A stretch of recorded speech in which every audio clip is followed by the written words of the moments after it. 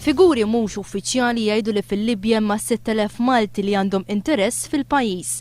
Is-sitwazzjoni tant eskalat li fl-aħħar sigħat dawk il-Maltin li kienu jinsabu l-Libja qabdu l-ajruplan biex jiġu lura lejn pajjiżna.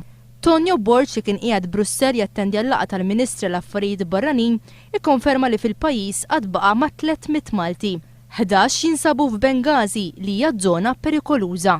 Ħafna minn Maltin baqgħu fil-Libja wara li l-awtoritajiet Libjani ma laqgħux it-talba li għamlet l-Air Malta biex tibgħat 5 ajruplani u għalhekk ħafna passiġġieri Maltin spiċċaw baqgħu l-art. Fl-aħħar mill-aħħar ġibna kemm sajna passiġġieri, però sfortunatament hemm iktar passiġġieri hemmhekk biex jiġu lura Malta ġifieri biex jiġu Malta. Il-kaptan tal-Air Malta Gordon Agius għal dan lil One News hekk kif it-tnejn wara nofsinhar wassal Malta titjira tal-Air Malta minn Tripli. Ximmorna l-airport ħafna niesu, kulħadd ma jistax isib flight biex jinżel, jiena kelli min jgħinni u ġifieri flight mill-ewwel sibt u nżilt. In fact, I stayed only one night in Libya yesterday because I was on a business trip and the night was really difficult.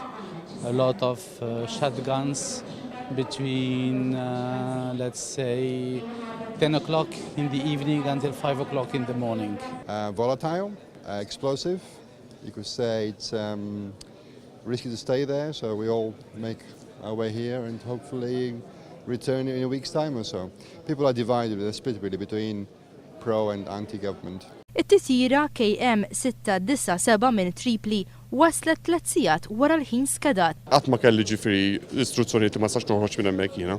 Il-problema kienet kif qed ġifieri bdew nistennew il-passiġġieri kemm jista' jkun biex nimla l-ajruplan kemm niflaħ. Il-kaptan qal li t-titjira waslet tard minħabba nuqqas ta' kooperazzjoni.